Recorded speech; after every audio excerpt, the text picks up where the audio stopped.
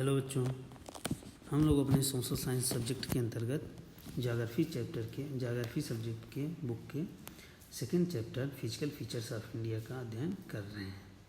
Physical features of India में हम देखते हैं कि भारत विभिन्न स्थलाकृतियों वाला एक विशाल देश है। जैसा कि हम जानते हैं, जिस भूभाग में हम रहते हैं उसके बारे में हम परिचित हैं कि यदि हम मैदानी क्षेत्र में रहते हैं, प्लेन एरिया में रहते हैं, तो आपको दूर तक फैले विशाल जो प्लेन एरिया है, मैदान है, उससे आप परिचित होंगे। इसी तरह से आप पर्वतीय ढलानों और घाटियों से परिचित होंगे अगर आप पर्वतीय क्षेत्र के निवासी हैं। तो भारत में, हमारे देश में हर तरह की भू आकृतियाँ पाई जाती हैं, जिसमें पर्वत हैं, पठार हैं, मैदान हैं, द्वीप समूह हैं। तो इस तरह से हम देखते हैं कि भारत को हम कई सारे यहाँ पर रूप में देखते हैं, कई सारे यहाँ पर भूभाग के प्रकार दिखाई देते हैं। तो मेजर फिजिकोग्राफिक डिवीज़न, भारत के प्रमुख भूभौतिक जो विभाजन है उसको हम 6 भागों में विभाजित कर सकते हैं। नंबर 1 है हिमालयन माउंटेन्स, भारत का हिमालयन माउंटेन एरिया यानी हिमालय क्षेत्र है। दूसरा है नॉर्दर्न प्लेन, उत्तरी मैदान। तीसरा है पेनिनसुलर प्लेटू, प्रायद्वीपीय पठार। चौथा द इंडियन डिजर्ट, भारतीय मरुस्थल। पांचवा द कोस्टल प्लेन्स, तटीय मैदान। और छठा है द आइलैंड, द्वीप समूह।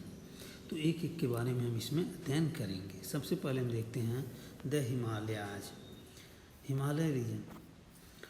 हिमालय भारत के उत्तरी सीमा पर विस्तृत भूभौतिक रूप से विस्तृत है, जिसे हम यंग फोल्ड माउंटेन के रूप में जानते हैं। ये एक नवीन वलित पर्वत है जो भारत की सीमा पर पश्चिम से पूर्व की दिशा में सिंधु से लेकर ब्रह्मपुत्र तक फैला हुआ है।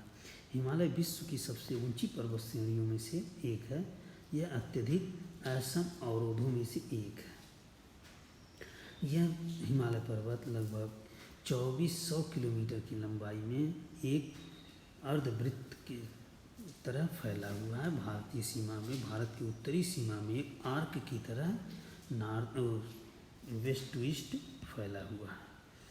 इसकी लंबाई 2400 किलोमीटर और इसकी चौड़ाई पश्चिम में अधिक है और पूर्व में कम है। पश्चिम में इसकी चौड़ाई कश्मीर में हम देखते हैं लगभग 400 किलोमीटर और पूर्व में अरुणाचल प्रदेश में लगभग 150 किलोमीटर पाई जाती है।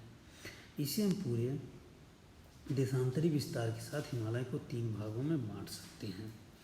हिमालय को हम नॉर्थ टू साउथ की तरह लॉन्गिट्यूडनल रूप से 3 भागों में बांट सकते हैं, जिसमें हम देखते हैं सबसे उत्तर का जो भूभाग है, इस श्रृंखला महान या आंतरिक हिमालय या हिमाद्री के नाम से जाना जाता है। यानी ग्रेट हिमालय, इनर हिमालय या हिमाद्री के रूप में हम सबसे जो नॉर्थ का भाग है उसे हम जानते हैं। इसकी औसत जो ऊंचाई है इस पर्वत श्रृंखला की, वो लगभग 6000 मीटर है। इस हिमालय के प्रमुख पर्वत जो श्रृंखलाएँ हैं वो इसमें हम देख सकते हैं। Mount Everest, mount Everest Nepal में है। ये विश्व के सबसे ऊंचा पर्वत श्रेणी है, सबसे ऊंची पीक है, जिसकी ऊंचाई 8848 मीटर है। इसके साथ ही दूसरी इसमें ऊंची पर्वत श्रेणियाँ हैं, जिसमें कंचनजंगा, मकालू, धौलागिरी, नंगा पर्वत, अन्नपूर्णा, नंदा देवी, कामेट, नामचा बरवा, गुरला मंदाता। तो इस तरह से ये पर्वत श्रेणियाँ हैं इसकी। और इसमें हम देखते हैं महान हिमालय बल की जो प्रकृति है वो क्रोड ग्रेनाइट से बना हुआ है। यह श्रृंखला हमेशा बर्फ से ढकी रहती है और बहुत से इसमें ग्लेशियर्स पाए जाते हैं। हिमाद्री के दक्षिण में हम आते हैं तो इस श्रृंखला जो है अधिक असम है, यानी अधिक अनकॉन्टिन्यूअस है। और ये निम्न हिमालय के नाम से या हिमाचल के नाम से जाना जाता है। इस श्रृंखला का निर्माण मुख्यतः अत्यधिक संपीड़न अथवा परिवर्तित शैलों से हुआ है, जिसकी ऊंचाई 3700 मीटर से लेकर 4500 मीटर के बीच तथा औसत चौड़ाई 50 किलोमीटर है। जबकि पीर पंजाल श्रृंखला सबसे लंबी तथा सबसे महत्वपूर्ण श्रृंखला है। धौलाधार एवं महाभारत श्रृंखलाएँ भी इसका महत्वपूर्ण भाग हैं। इस श्रृंखला में कश्मीर की घाटी, हिमाचल के कांगड़ा एवं कुल्लू की घाटियाँ प्रमुख रूप से स्थित हैं। इसके बाद हम देखते हैं हिमालय के सबसे बाहरी श्रृंखला, जिसे हम शिवालिक हिमालय के नाम से जानते हैं। सबसे दक्षिणी जो श्रृंखला है वो शिवालिक श्रेणी के नाम से जानी जाती है। इसकी औसत चौड़ाई 10 किलोमीटर से लेकर 50 किलोमीटर तथा ऊंचाई 900 मीटर से लेकर 1100 मीटर के बीच है। ये श्रृंखला उत्तर में स्थित प्रमुख हिमालय की श्रृंखलाओं से नदियों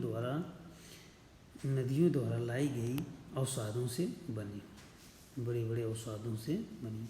ये घाटियाँ जलोढ़ मृदा की मोटी परत से ढकी रहती हैं। निम्न हिमालय अथवा शिवालिक के बीच स्थित लंबोर घाटी को दून के नाम से जाना जाता है।